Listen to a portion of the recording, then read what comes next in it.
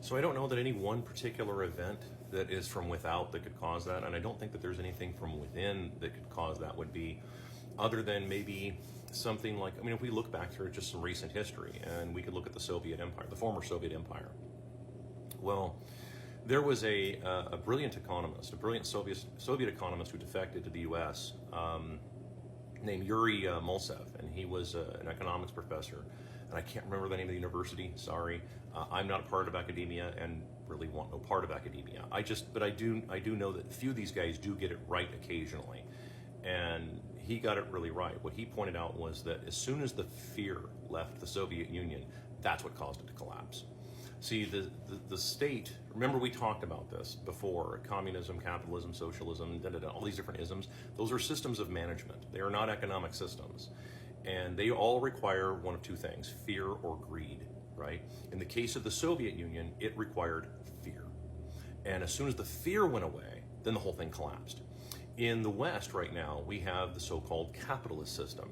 The greed is slowly going away as well, as the younger generations start going, well, what exactly are you going to do with that 400-bedroom mega mansion that cost you $1 million a month to maintain? Right? I mean, like in other words, there's a certain level of greed that becomes so absurd that normal people look at that and go, dude, why on earth would you do something like this? That's absurd, right? And by the way, I'm not picking on somebody if they have a huge house. I'm not picking on that. I have as many private jets as you want. I don't care. Be as hyper consumeristic as you want. I'm not even judging it. I'm just pointing out that at a certain point, it stops mattering. Right? Remember that we talked about this before in the past. At a certain point of wealth, another $1 billion isn't going to do anything for you. Steaks only get so thick and juicy. Cars only ride so nice. Houses only get so big and beautiful. Beds only get so big and soft. Pieces of ass only get so good looking. At a certain point, it just stops mattering to you. I mean, once again, like, this is not a new thing. Anybody who's ever achieved like really great wealth, even Will Smith pointed this out in some old interview, some obscure interview, even he pointed this out, that he became kind of depressed when he started making lots of money because he realized like there wasn't anything he really couldn't buy if he wanted it. And it's like, well, now what do I do? What are my goals? Like, yeah, well, now your goals need to be something else because, yeah, you've kind of hit the top of the stack. And so you've hit like maximum greed, if you want to use that word, although I don't consider that to be 100% accurate in his case or in many other cases. But I'm using greed in the generic sense, not in the Ebenezer Scrooge sense, okay? So not in the embodiment of greed, okay? But yeah, in that case, because you eventually max out, well, it's sooner or later you have to have a plan for that, for maxing out. And the West did not have a plan for maxing out. And like becoming like, what if you do have everything you want? Well, yeah, now you're supposed to move into the third phase, which nobody does. I'm talking to you, Bezos and Elon, and all of you guys. All you fake billionaires out there that are billionaires on paper. When's the last time you did a video like this? Talking to people and then telling them your experiences, your successes and failures, when's the last time you've done any of this stuff where you're just talking to people directly? I don't think I've seen any of you do this. So why am I doing it, a truck driver?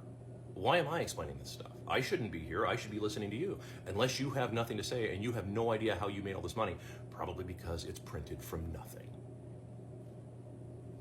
If the shoe fits, there you go. So it was conjured from nothing, okay? I'm not saying that you didn't work hard and do lots of hours, but so did everybody else. So did roofers in Houston in August, okay? They worked hard as well and sweat their ass off and did a bunch of work that nobody else wants to do. So, yeah. So no, more than likely it has to do with, well, a bunch of bankers put a bunch of money in your accounts and so on. And that's why we do this little dance, the weird political dance that all of you guys do. Not to drag it down that road, but I mean, like I said, I call it like I see it. So, do I think that the U.S. dollar could be collapsed in on itself? Yeah, maybe if the fear went away, if the fear of loss went away, if the fear of, because you've got both the left and the right, both want control of the printing press. That's what they want. They just want to be in control of it. and they want to have their pet projects, right? The right want to have endless prisons, and they want to put everybody in jail, and they want to have everything so law and order. They want to make everything illegal, right? Now, there's no money to pay for any of that. There's no money to pay. I've been over this many times. There's no money to pay for any of these right-wing wet dreams. There's no way to pay for that.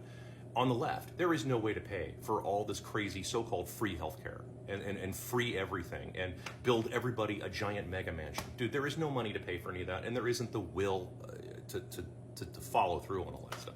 There just isn't.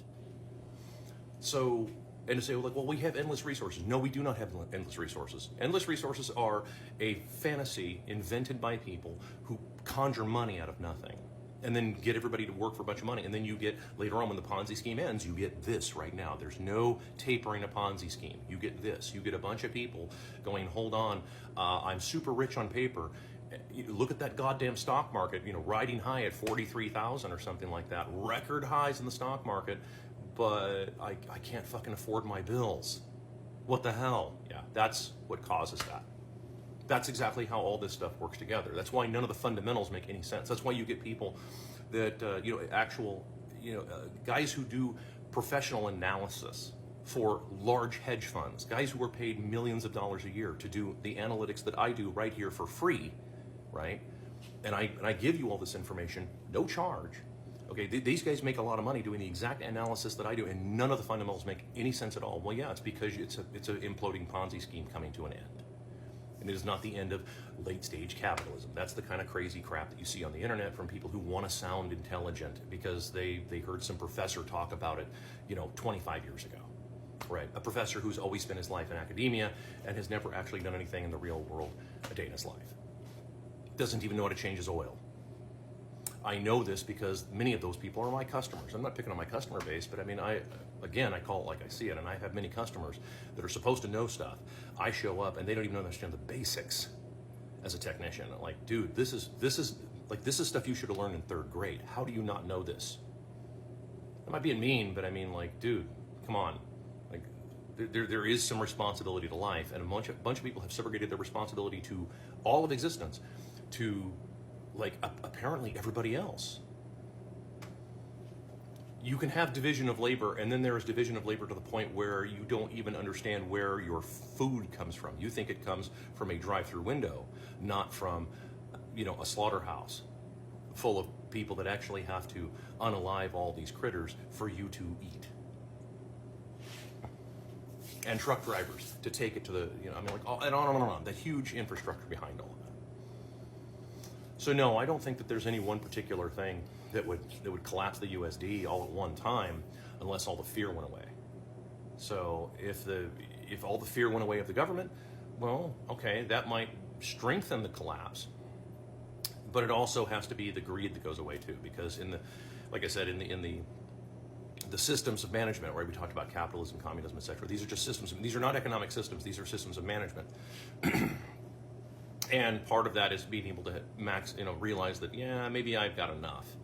And once that happens, it starts to cool off. You sort of have this, I don't know. I think about it like your time after a while. The plutonium rods start to cool off after 50,000 years and such. So it's kind of the way that I sort of envision it. Not, whatever. Anyway, I hope that answers your question.